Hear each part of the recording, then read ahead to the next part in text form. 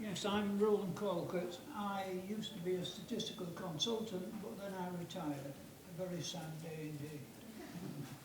So, this is a very important topic, and it has recently become even more important with the publication of a certain book that you might be aware of.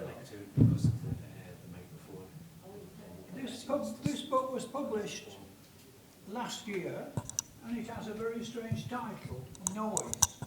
Now that's a word we know well. Noise is one of our words. It means random variation. And a whole branch of society has just suddenly become aware of it, thanks to Mr. Kahneman and his colleagues. You may have read Kahneman's first book, which is far more famous. It sold like crazy. It was in the Sunday Times bestseller list for 60 odd weeks. That is incredible, competing against cookery books, celebrity gossip, comic books and all that lot. But I don't think this second book is going to sell so well. So perhaps my excitement on seeing it was a little overdone. If this book did sell well, there could be a clamour for what he recommends. We will have to wait and see. Now I hasten to say, it's got nothing to do with manufacturing, where I spent a lot of my life. Kahneman is focusing attention on other areas of society. And here are a few. And he refers to many, many others. Prison, of course, I assume none of you have ever spent long in a prison. I certainly haven't. Ah. So can you hear me? Excellent. I attended a session earlier and I could hear very little. But I'm partly to blame for that because I've forgotten to bring my hearing aids. So, we've got prison sentences awarded by judges. There's quite a lot of research into this, and they are extremely inconsistent. If you were in prison, you would be sharing your cell with another prisoner. Our prisons are full, and what would you talk about for years on end? You'd talk about your sentence being longer than the other person's sentence. Having sentences which vary such a lot is a terrible aggravation. Now, you're perhaps more interested in decisions made by insurance claim loss adjusters. I've never been to prison, but I was burgled on one occasion. Bit distressing, but we had receipts for everything we'd lost, and we put in our insurance claim, fully convinced we would get the whole lot. Then a man came to visit us, uninvited, to check a few details. And it's his job, his title is loss adjuster, but he didn't tell us that. It's his job to reduce claims. But we were well equipped and we got almost all of our money. But we had a neighbour who'd submitted a claim, a different burglar, and he got very little. So he moans about that every time he sees me. Child custody decisions, some of them are bordering on crazy. Some perfectly good parents speak in an unwoke manner and their children are removed. Others treat their children like dirt and carry on for years. So there's room for improvement in all of these areas, especially in the last one. We have massive projects started by the government, and of course experts do some early work to estimate the cost and to estimate the duration. And it's very rare for one of these big projects to be finished on time and on cost. Right, so that's nothing to do with manufacturing. I keep saying this because if you're not in manufacturing, you probably assume it is a dreadful place to be. It's not, it's incredibly exciting. Right, so the authors, Kahneman and his friends, they suggest that the performance In all these areas, the judgments are extremely unreliable. Now, most people would say the variation in these areas is because some people are biased and some people are not. But he has done a lot of work, and he says it's the random variation that grossly exceeds the bias, and that's what we've got to look at. And he recommends what is called a noise audit.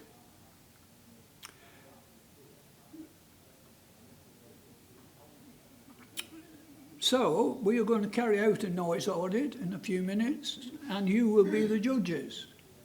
And of course you'll do a good job. You'll do your very, very best to assess what we're presenting to you. We will find that you don't agree with each other.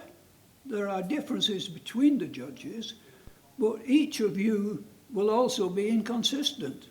So this is screaming out analysis of variance, isn't it? Between judges, within judges.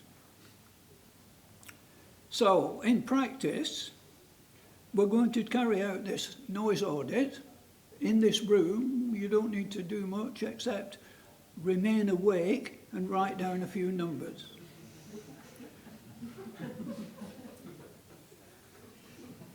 Does this sound exciting? Yeah. Right. Well, I can have a sit down for a few minutes. But first, before that, I've got to introduce it. Now, my computer knowledge is not as good as yours.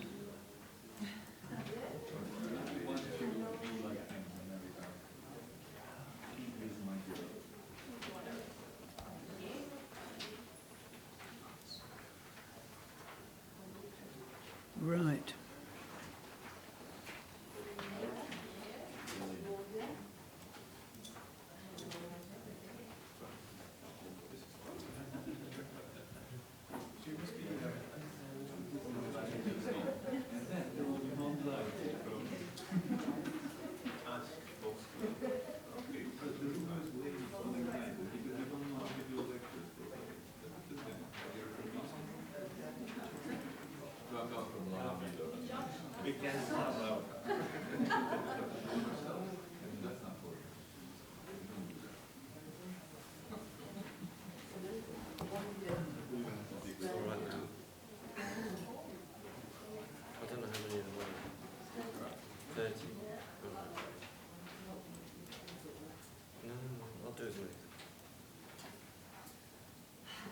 Excellent.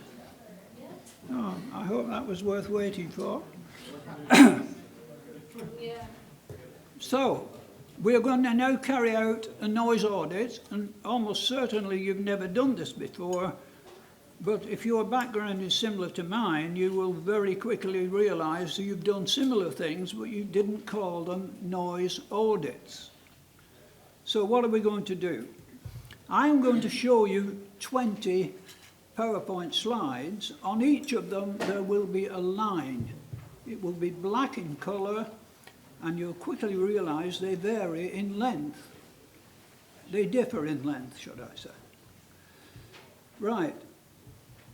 But to help you to assess these lines, I'm going to show you a line in red, and that is what we call the standard. And the standard will be 50 units in length. Don't ask what the units are. When we do this online, of course, everybody's in a different house, and it would be meaningless. So, you've got to remember that the red line has a length of 50, and base everything on that. And you've got to record your 20 assessments on the sheet. When we finish this, as quickly as possible, Jonathan will take the sheets, put the data into his laptop, and soon we will have an analysis. Now, whilst Jonathan's doing that, if I just sat down, you'd all get bored and walk out. So I'm going to discuss with you the several possibilities for analysing this data. Because even though noise audit is a new expression, we have been doing similar things in many different areas. And there are literally hundreds of British standards which want to advise you how to analyse such data. There are so many because different people are in different situations. Right. Use of subtle equipment is not allowed, so you can put it back in your pocket. And you will only have 10 seconds to assess each line. And I've done this many times before. When I say 10 seconds, I mean 10 plus or minus 1, probably minus 1. We haven't got too much time. There's the standard. Right, that is going to appear before each of the black lines. I'm now going to show you line number 1, and it'll only be on the screen for 10 seconds. Line number 1.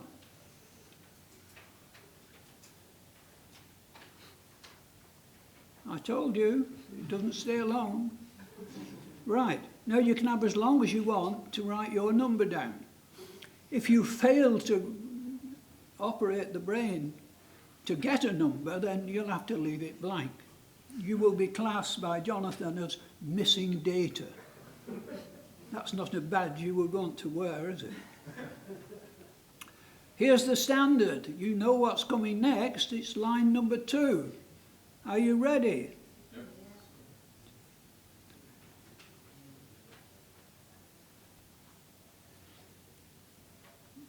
Gone. There's no rush in writing your answer down. You seem to be doing rather well. Good, we can speed up a bit. There's the standard. Line number 3.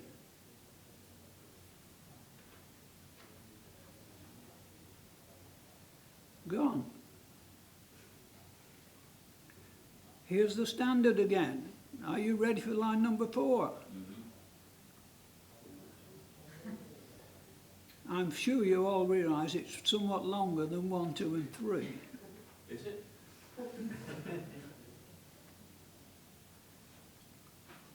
Gone. I think I gave you 11 seconds then. Right. The standard. Line number 5. Oh, you missed it. You went too quickly. You missed line. Gone. No, you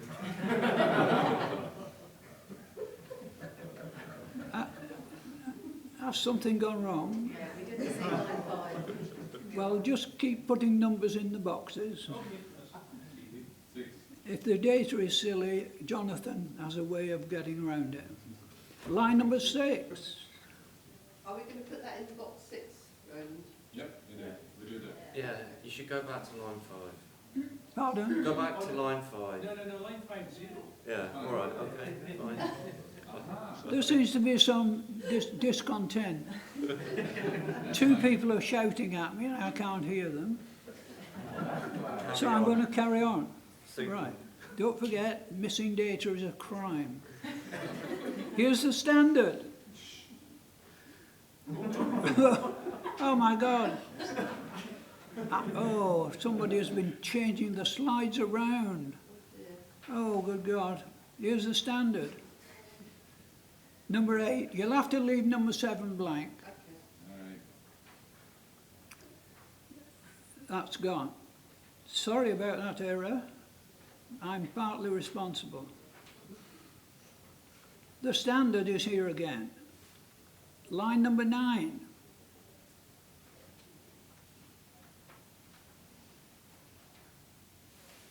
Gone. The standard again. Don't forget the standard is 50. Number 10.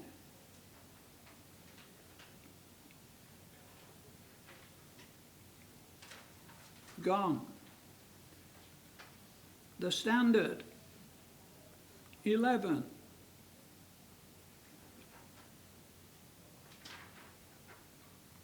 Gone. The standard.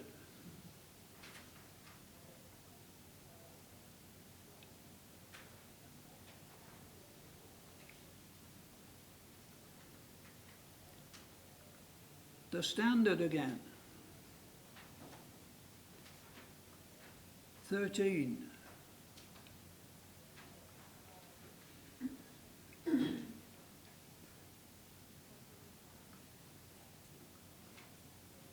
The standard.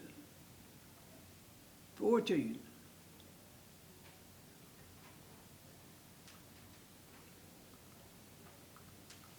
Oh, we're nearly there. The standard. 15.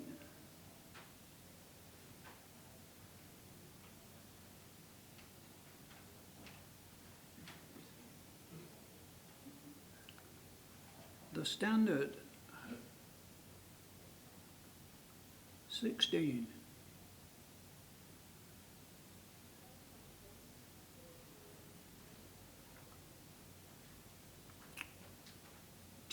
Ten seconds is perhaps too long for you, is it? Oh, When I'm doing this with a young audience, they only get 5 seconds. I thought some of you, the grey-haired ones, would need more. Right. The standard.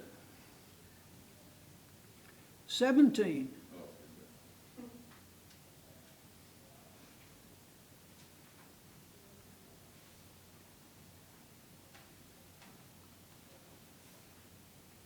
Are you ready? 18.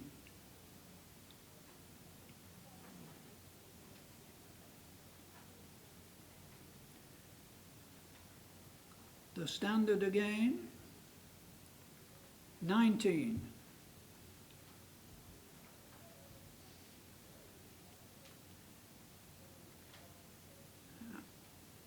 And finally, you must get this one right.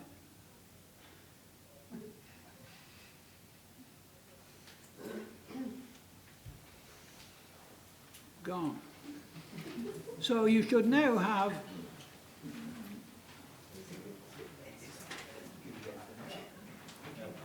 a number in each of the 20 boxes.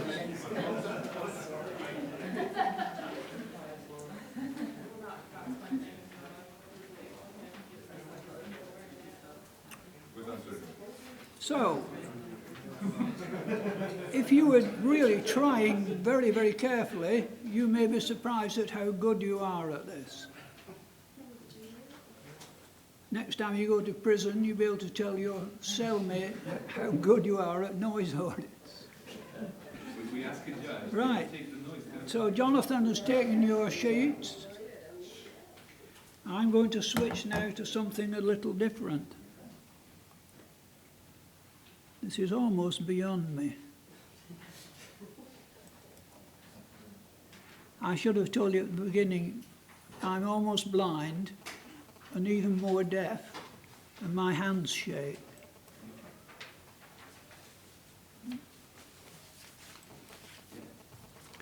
Ah, we're nearly there.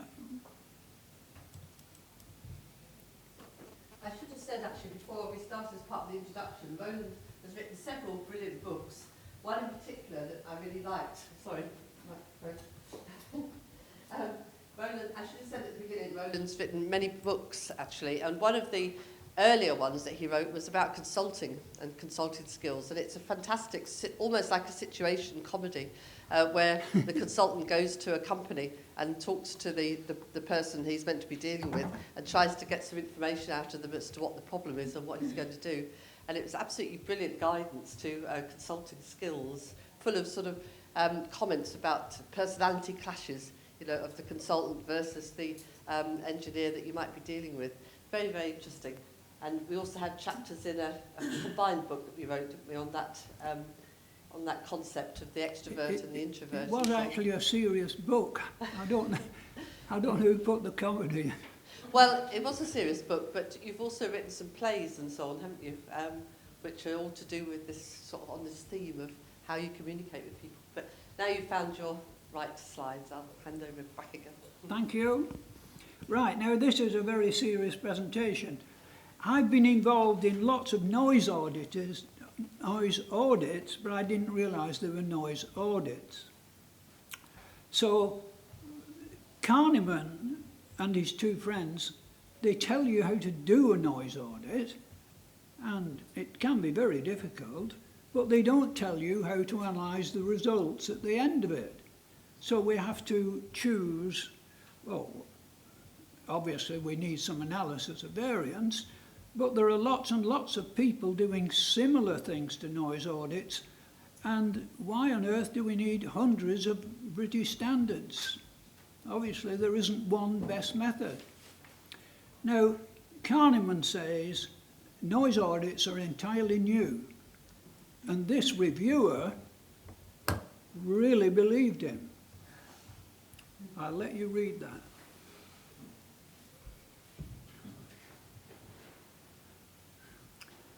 That is an incredible review, isn't it? I've had some good reviews, but none as good as that. I'm sure people reading that would have rushed out and bought another copy. So, it's a genuinely new idea. Well, it's not a new idea, it's just an old idea in a new context.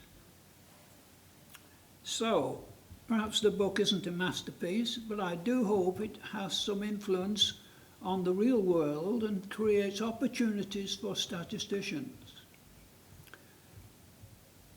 Kahneman, of course, in every chapter, of course he only wrote some of the chapters, don't read the others.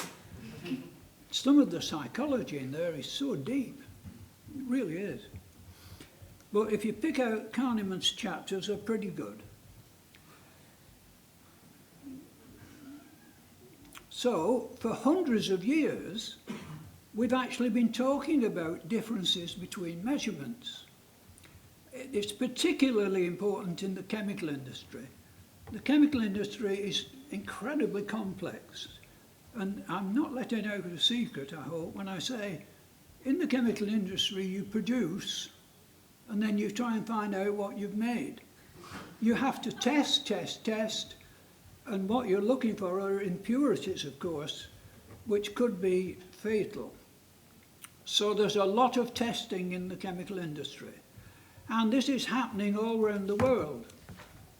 When I was with a particular chemical company that had a plant making polyethylene, there were only 6 other plants of that type in the whole world. And if one went down, the price would double within a week. Now you don't find that in every branch of manufacturing, that's for sure. So, if the customer's in one country and the supplier's in another, and they're both measuring, because they're both suspicious of what this might be, then it's important they use the same measuring process and they know how good or bad it is. So this is our immediate objective with this. Well, Jonathan's first objective is to get it in the laptop, and then we want to look at the differences and the errors that have been introduced by the judges. And we are interested in 2 things. If a judge assesses the same issue twice, that is known as repeatability. If 2 judges assess the same thing, that introduces something called reproducibility. Now, of course, scientists and engineers have been using these ideas for not just decades, but hundreds of years. We're gradually improving all our measurement processes. And we're going to use one of the accepted methods, but which one shall we choose? This incredibly simple picture occurs in every book on quality management. It's an interesting digression. Let us say we've got 4 people, each with a gun, shooting at a target. They each stick to their own target, and, well, it's not bad, is it? Every one of them hit the target with their first shot. None of them were right near the centre, so we really need more data. You always need more data. Wow, that's pretty good. So we've now got 5 shots by gunman A, and that's pretty good. Will the others be as good? No, I'm afraid not. This one is more widely scattered. Obviously, the two may have a mean that's similar, and then the mean may be close to the centre of the target. But this second one at the bottom lacks precision. So they differ in precision. Now this person is more like number 1. This is good precision in both of the top pictures. But obviously this one on the right is biased. Bias is bad, variation is bad. Oh, good heavens, this person even has one off target. So this is lack of precision and bias. So in the top left we have some good shots, bottom right, bad, bad. So the language of measurement processes involves precision and bias. They are separate things. Some people seem very interested in bias and ignore the variation. Others are very concerned with precision and pretend the bias doesn't exist. So if we're going to communicate with the British Standards documents and with Kahneman, we really need to talk about repeatability and reproducibility. Those words have been around a long time. Kahneman doesn't actually use those words, so you wonder what books he has read. He hasn't gone out and purchased hundreds of British standards, that's for sure. Right, repeatability. Here's a formal definition. It's the measurement variability that you find when the same item is measured repeatedly with a specific gauge. Oh, that's a manufacturing word, isn't it? I mean, the early pioneers did use things called gauges, but that would apply to any measuring equipment using the same operator. Now, this is a better definition for our purposes. Repeatability is a number, and Jonathan's looking for it now, is a number that is unlikely to be exceeded by the difference between two measurements. Now you imagine this is really important. You're a supplier, here's the customer, you've both measured the product and your measurements differ. Well, if it's a small difference, you could both blame the measuring equipment. But how big does it have to be before you start to completely distrust the other party? It's nice to have this number. Now, we need a similar approach with reproducibility. With some measurement processes, this is really massive.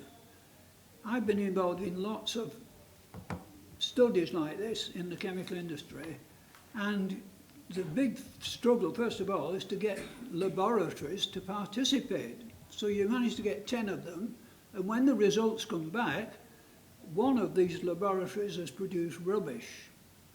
Well, maybe nobody speaks English in this place, and the British Standard is in English. Maybe they haven't actually got the right equipment. There may be many, many reasons. So it's always a struggle to get enough judges involved, and it's a struggle to make sure they all do the right thing. Now, reproducibility is the same definition as what we had before, but with different operators. So we're going to produce, in the analysis, a number that is unlikely to be exceeded if two typical operators measure the same thing. So we'll end up with two meaningful numbers. It's a great pity Kahneman didn't see this presentation. Anyway, why on earth are there all these British standards for different industries? This is one used widely in the chemical industry. You get a list of laboratories to cooperate, and it is recommended you have 10 or more. And in each laboratory, we have 2 judges, Judge 1, Judge 2, Judge 1, Judge 2. And each of them produce 2 measurements. Now, if you're a whiz kid in analysis of variance, you're uttering the word nested. This is nested. It's crying out for nested analysis of variance. Is that obvious? Yeah.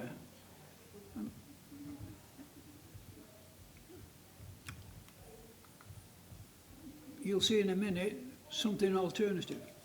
Right. So there is a good procedure that many people use in the chemical industry, and they use nested analysis of variance. Now, what are we going to use? Bear in mind, in the chemical industry, these laboratories are probably in different places. So Judge 1 in Laboratory 2 isn't the same as Judge 1 in Laboratory 1. That's why they are nested within the laboratories. Right, here's a different situation which is extremely important. As your parents would have noticed, in the 60s and 70s, there was an invasion of excellent products coming from Japan. I bought a Japanese car in 1972, I think. It was incredible. It just did what it was supposed to do. Previously, I had had British and French cars, and I could now see how bad they were. The Japanese were incredible. So all the newspaper articles said, well, maybe they've got slave labour in Japan, or maybe they've got robots. That was the in thing, robots. So some people I know organised missions to Japan, which managers had to pay for, to learn what the Japanese were doing. And they didn't find many robots, and they certainly didn't find any slaves. What they did find, if they looked very, very carefully, was better management. So our car industry by then was in a terrible, terrible situation. It was run by the trade unions, and the managers were so terrible. The way they purchased their components was just crazy.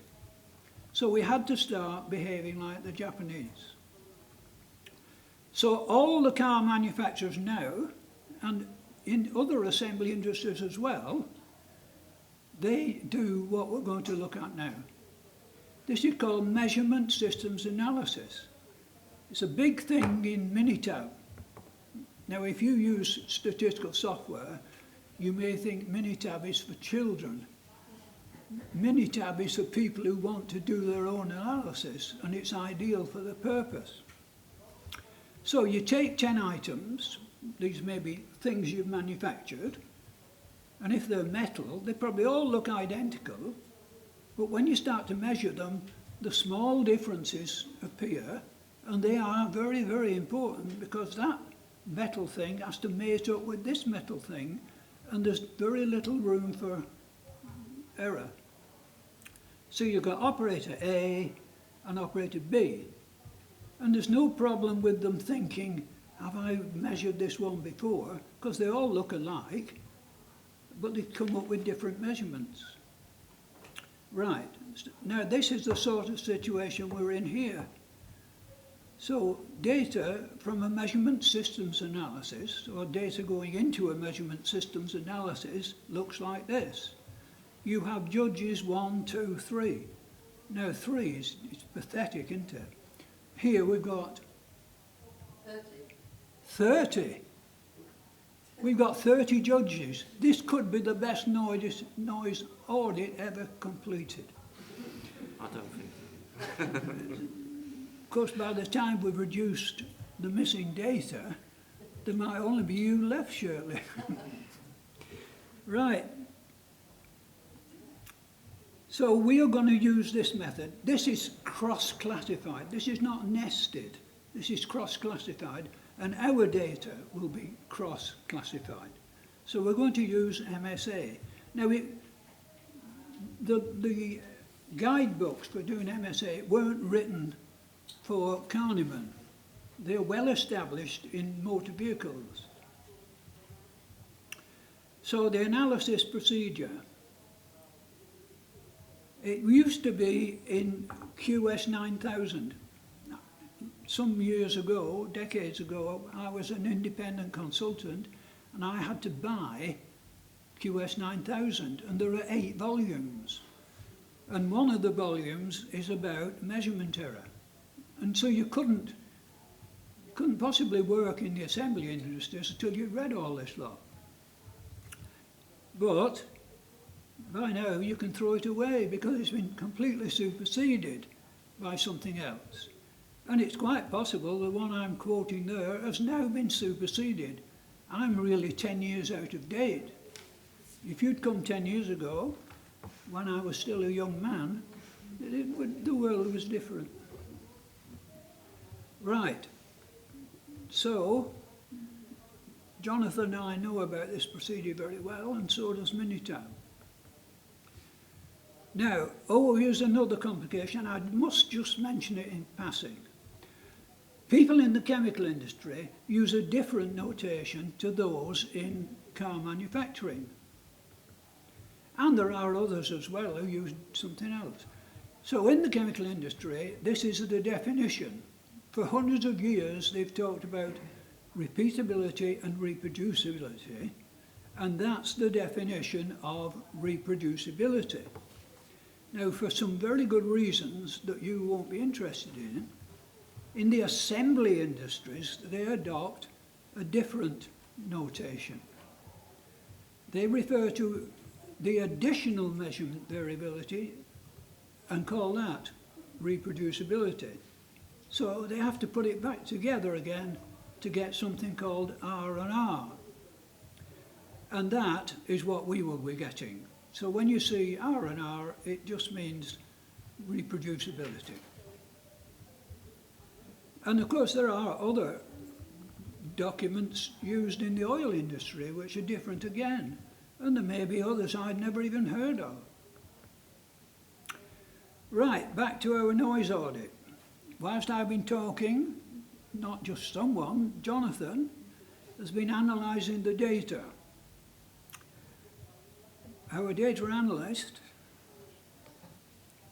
he seems so absorbed, doesn't he? Right, I've got 18. Eventually, our data analyst will arise from his cubicle. Shall I keep talking? Keep talking. I've got another lecture I could do. Give me 5 We'll minutes. do this afternoon's lecture. I managed to type in 18, so we'll do it on that. So,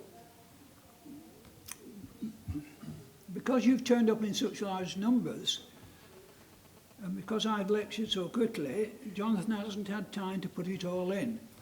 But he's got 18 in at the moment, and that's very good. And we should get some really nice results. I'll just amuse you with one more slide. Measurement error, of course, is everywhere, but in manufacturing, you've also got real variation in the product. So you're making little things. Most people are involved in their whole working life just making little things. And they sell them to people who put little things together to make big things, and then you buy them.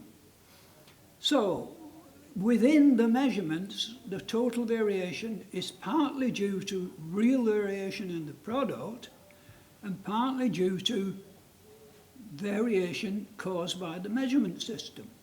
So it's possible that you're producing really good stuff, but when you measure it, it seems to be pretty awful. On the other hand, you may be producing bad stuff, and your measurements are so bad, you don't know what's going on. So measurement error is bad, and product variation is bad for the customer. Industry is just a fight against variation all the time. Whenever you buy something, they give you some variation thrown in free. So, in the production process, it's almost certain that you get more variation in the long term than you would in the short term. But that's not the side we're interested in. We're interested in breaking down the measurement variation into repeatability and reproducibility. Maybe one of them is much worse than the other. So if the reproducibility is really big, that points the finger at the operators. But of course, since 1980, we don't blame anybody. Right. So, how's it going, Sharon? It's not bad. I think you want a few more minutes. So if there are any questions at this point, you just need a few more minutes. Just put in the data and just going to fiddle around with it. Have I gone too quickly? No, I don't think so. It's just there's a lot of data. So I'll take a question. Yeah. Oh, I see. Can you tell us about the most amusing incident you've had with measurement error in your long experience? Yeah. Is that okay? No. It's probably an excellent question, but I'll try. Most amusing. Shirley's going to... What's the most amusing experience you've had in looking at measurement in industry? Could you repeat that, Sharon? Sure. The most amusing example you have of measurement error in your experience. We would like to hear it, an anecdote. Oh, wow. I wouldn't want you to think industry is just a big laugh. It's very, very serious. But it is amazing how some companies are really bad and others are unbelievably good. When was I last tickled? I went to a company near Bolton. Bolton is in the north of England. I assume those of you who've come up from the south voted Remain, but all the people in Bolton voted to leave. I won't mention what it is. So they made sweets, and you've almost certainly consumed some of these. They're cough sweets, and they are called, you go into any supermarket, there are cough sweets in little packets. They make them. And they are a subsidiary of a pharmaceutical company in America. And I went one day to the sweet company, and on the shop floor was a great big pile of solid sweet. It should be a little thing like that, but this was a mountain. And they'd produced some bad quality, and they'd know where to put it, so they just tipped it on the floor. And as a visitor, I should not have been allowed to see this. But we then went to the warehouse, and there were packets and packets and packets but on pallets for export all over the world. And you could read 20 different languages on these packets. That's how good the company was. But the bit that was on the floor, I guess they couldn't sell. That was a big joke. No, I can't think of it. How's he doing? It's coming now. Questions? It's coming now. I love questions. Another question coming. It's just that... Well, actually, this isn't a question. This isn't a question, but it's another example of an unbelievable production process. And it's actually not from me. It's Richard Kay, who many of you know is a well-known statistician. And he went to a car manufacturer to help them with some of their production processes. And he was particularly looking at the production process that created the seats to go in these cars. And so it's a, kind of production process, production line. And the last stage of the production line was a team of men with hammers. So when it didn't fit on the rails, they just, and that was the process. It ended with a team of men with hammers. In a car, there are about 2,000 components. And the car manufacturing company don't make those components. They all come in from others. And they all have to fit together. And what was wrong with the British car industry was that the manufacturers, Austin and Morrison, these companies, they were buying on price alone. They'd have 6 suppliers of windscreen wipers, and the cheapest one was favourite, and they threatened the other 5 with losing their contract. And that's a terrible way of managing. In Japan, they have single supplier. Of course, if a single supplier lets you down, your whole assembly line stops. It is a bit dangerous. So perhaps single means 2. Right. Right, it's ready. I just need to transfer it. So I've forgotten how to hear things. Jonathan has forgotten how to speak. So we're ready now. He's ready now. Yeah. Can I sit down? I'm taking my machine with me.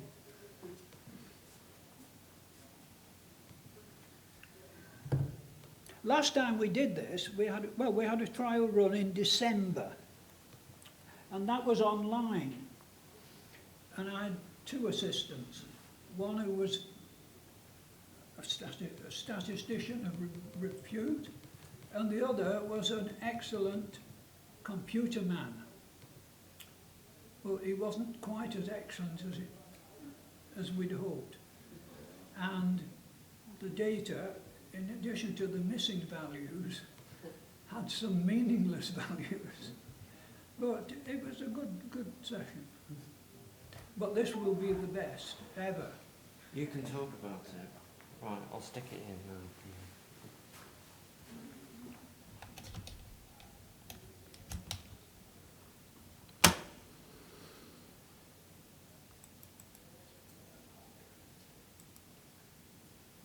What have you done to the screen? It's back. It's a PowerPoint presentation, so you have to press escape.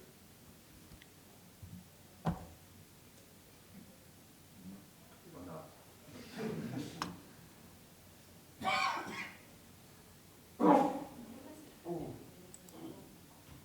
We're going to have to appeal to the man at the back. Is it your pointer? Oh, yeah.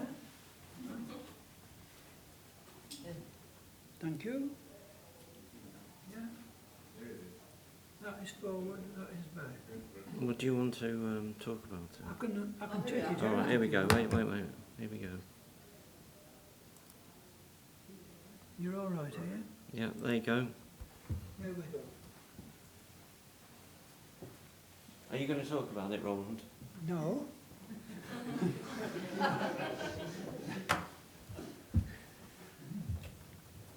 Right, okay, so we've done a gauge study that Roland's talked about, and I've used Minitab to analyse it, and you can see the results here.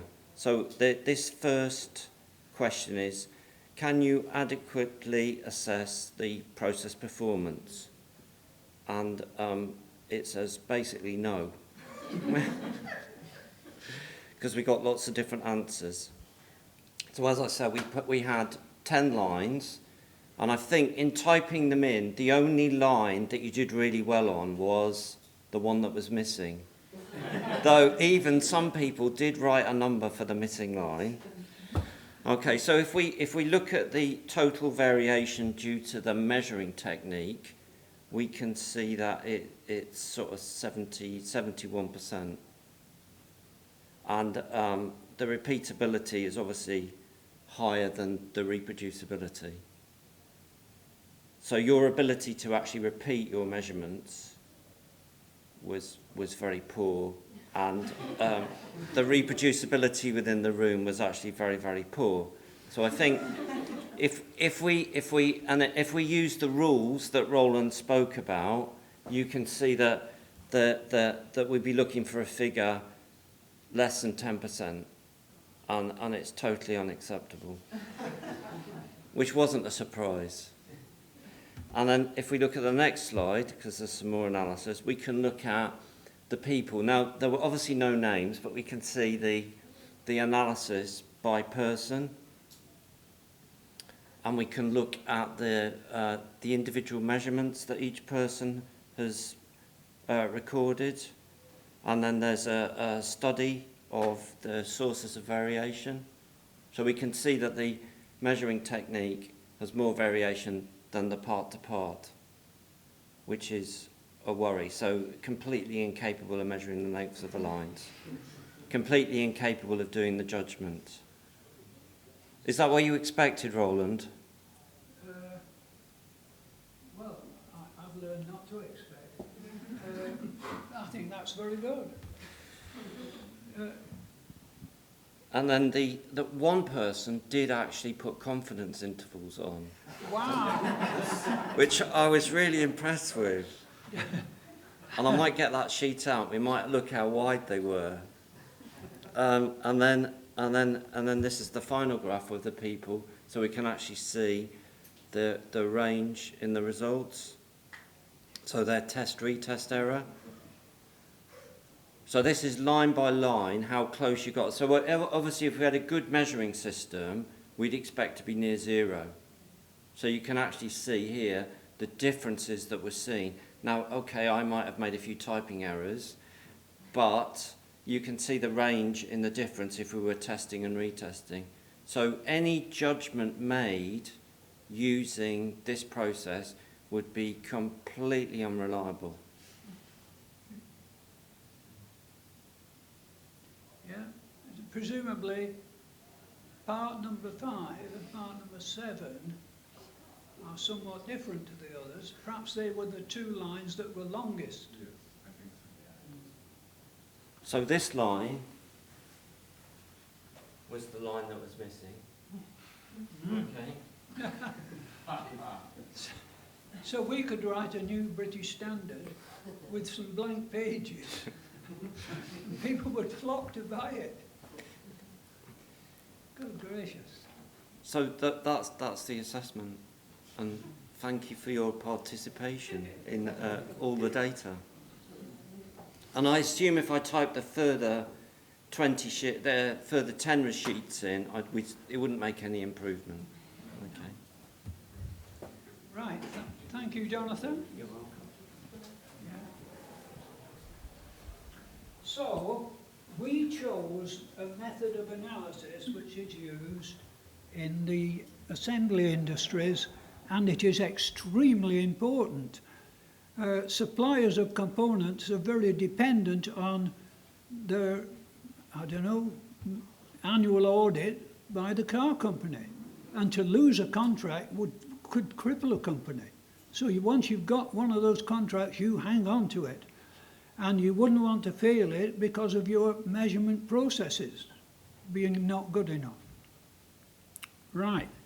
Now, how are you going to explain this sort of thing? This is straight from Minitab, which is not very high-powered stuff, and I'm going to clear it off to get to something else.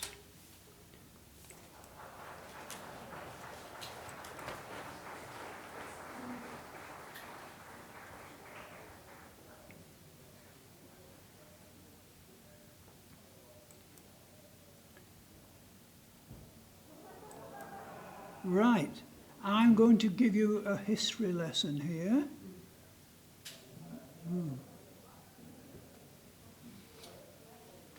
USB drive. Oh, right. Yeah, I can knock that off. Oh, there you go. Yeah. Right. Now, When I first became interested in measurement error, I was working in the chemical industry. And I assumed all other industries were exactly the same, but they're certainly not. And I became pretty expert of what chemists were doing. I could talk to them about it. When I started doing work in an assembly company, a company that actually made tin cans, when you have a can of Coke, don't bother drinking it, pour it down the drain and admire the can. It's a miracle. That can is made from a little chunk of metal.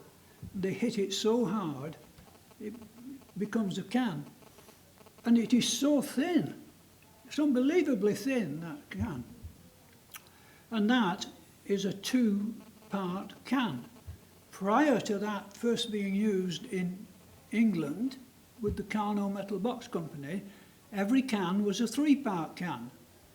The wall was made, the bottom was made, the top was made, 3 parts. So you've got welding here and welding here, and it's at the welded joint that the weakness occurs. Right, now, oh, that's just another bit of history. When I first started on this sort of thing, I used to speak to older people, and they had done measurement systems in examination, which you could call a noise audit. They didn't use a British standard, they didn't use a computer, they used pencil and paper. So could we have done that? Well, you wouldn't want your boss to see you doing anything on pencil and paper, but it's interesting to look at it because it may offer us a way of communicating. If you just took the measurement systems analysis that Jonathan has just done and stuck it in front of some people, especially High Court judges, they're going to be horrified. If you put something in front of someone that he doesn't understand, he or she doesn't understand, that causes pain. Every statistician should remember this. Every time you use statistical jargon to people who don't understand it, you are punishing them. You are, what's the current word? Abusing. Soon enough, those people will catch on to this, and all statisticians will lose their jobs. Right. So, let's go right back to first principles. We want to talk about noise to these non-manufacturing people who are going to read some of the chapters in Kahneman's new book.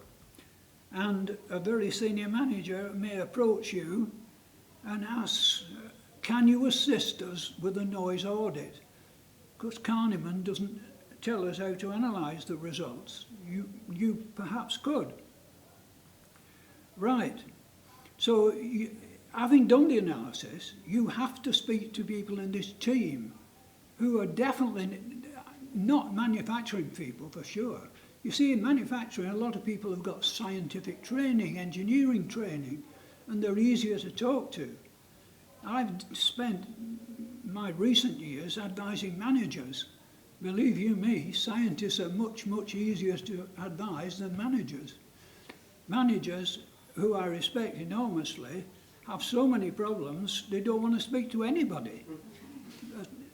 Someone who looks a bit odd, as I do, comes along and says, did you know you've got this problem, to add to all the ones you've already got? And that person isn't welcome. Right. So how are we going to communicate this to non-technical people? Right. Let's go right back to square one. Before we had computers, before we had ball pens even, we used to use pencil and paper. Turn back the clock. That's my earliest document I've got on my shelf, but I used to have some older ones than that. That's 1997. Right. This is data like Jonathan has just analysed. It's actually the first noise audit done in Harrogate, in my kitchen. I was Judge 1, probably no better than Judges 2, 3, 4 and 5, and it's cross-classified, and we only had 12 lines, Judge. So that's very similar to your data. Now, we can put it into a table with 6 rows, because there weren't actually 12 different lines, there were 6, and each one repeated. So, I've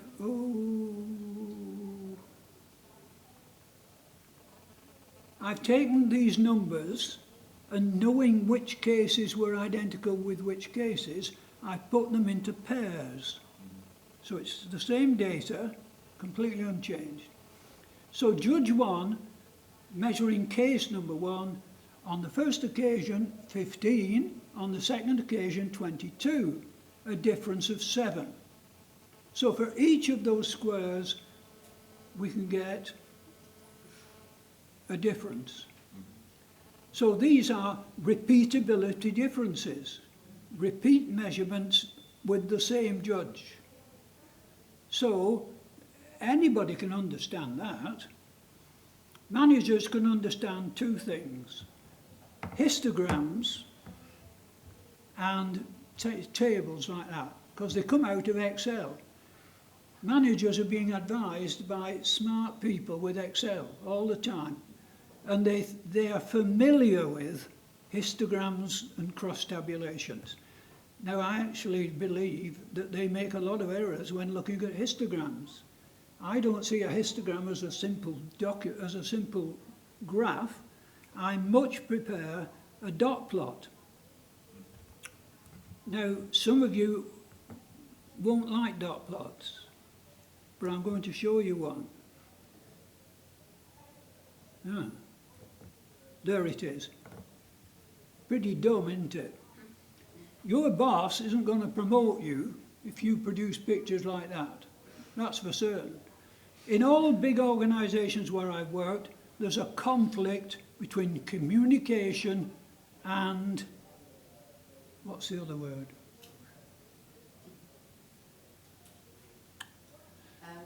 Explain in detail, perhaps? You've got to communicate with other people or the company wouldn't work. But you've got to impress your boss. You've got to. I've known a lot of senior managers. They told me how to get to the top. I just wasn't suitable. And you've got to impress. Now, that's not going to impress a senior manager. But it's a lovely picture for communicating. It looks a bit dumb because there aren't many dots. And if we edited it, the dots would get bigger and it would be more meaningful. So I think that's a lovely picture, and it shows us that the largest of these repeatability differences is 19. Now, if we did this exercise again, we might get even bigger ones. If you can get 19, you can get 20. So I'm going to add a bit on, and I'm going to say that I think the repeatability is 25. So if we do this again, there's a pretty good chance we will not exceed 25 difference. Right, how about the reproducibility? Well, there's a lot of numbers here. In this, I'll talk about this one, it's closer. In this column, we are comparing Judge 4 and Judge 5, and both of them assessed line number 1 twice. And we get these differences. So these are reproducibility differences, and some of them are quite enormous. So when you involve different operators, you of course get bigger differences. And look at those, wow. Judge 2 and Judge 3 just couldn't agree on case number 5. Oh, well, that's a nice picture. Another dot plot. Wow, that's nice. These are the reproducibility differences. They are as high as 40. We've got one there as high as 40. Let's add a bit more on, say 45, 50, as a rough estimate of the reproducibility. So I think you could talk a non-manufacturing person through this process without ever mentioning analysis of variance. I went to a session this morning at 9 o'clock and I was looking forward to it. It was about teaching consultancy skills to statisticians. Well, I've been doing that for 20 years and I stopped when the lockdown came, the pandemic. The RSS shut down and I shut down. So, what they were talking about was the pathetic level of understanding of statistics amongst their clients and how could we lift up their understanding. I was going to ask a question, but I thought, no, it's a waste of time. I concentrate not on lifting them up. Lifting them up is perfectly acceptable if you're doing a course, but if you're just trying to communicate, what you've got to do is put yourself down to their level and use dot plots and other graphs. Here's another simple one. Just using common sense. Where is it? Oh, it's coming. Right. If we look at this simple scatter diagram, obviously some of the lines were longer than others. So this is length along the bottom. So these are the longer lines, and we see quite a lot of variation. With the shorter lines, less variation. Now this exposes a point that we've avoided mentioning. In any investigation of a measurement process, you want to know how does it work at different levels that you're measuring. And clearly, our estimates that I've just produced of repeatability and reproducibility are really based on the longer lines. We can measure the shorter lines much better. So perhaps we should have been analysing, we shouldn't have been mixing together lines of different lengths. So that's a problem in some situations, but not in others. But these simple diagrams, I strongly recommend. Of course, if your boss doesn't like them, I mean, if you're communicating with your boss, he will understand this, but you won't impress him. It's a big problem, isn't it? I mean, I've given up on promotions, but I'm not advising you to do so. Right. Here's another scatter plot. The reproducibility. Massive with the longer lines. Now, a quick summary. Oh, not bad. Right, so Kahneman and his two friends. See, Kahneman is not a neurologist, but he wrote a book about what's happening in the human brain when we make decisions. He actually is a psychologist. So he wrote a book and he won a Nobel Prize for economics. Don't give up. If you're failing in statistics, try something else. And in addition to that, he's a very good writer, but he's not a good speaker. So the man is incredible. And he's now entered this field, and he's taken a couple of blokes with him, and they suggest noise audits. Maybe one day we'll all be talking about noise audits. Noise is random variation. Audit means we're examining the measurement process. They do not offer any advice on how to analyse the results. I was looking forward to that. I could easily pick out Kahneman's chapters, and he mentions in about 2 inches of text and analysing the data. Right. We had to choose from one of the many methods available. The one we chose was good in some respects because it was cross-classified, but of course in the motor vehicle industry they're worried about a lot more than just the random error. You've got to produce components that are within the specification, and if the measurement error is pushing you out of the specification, you've got to do something about the measurement system. Right.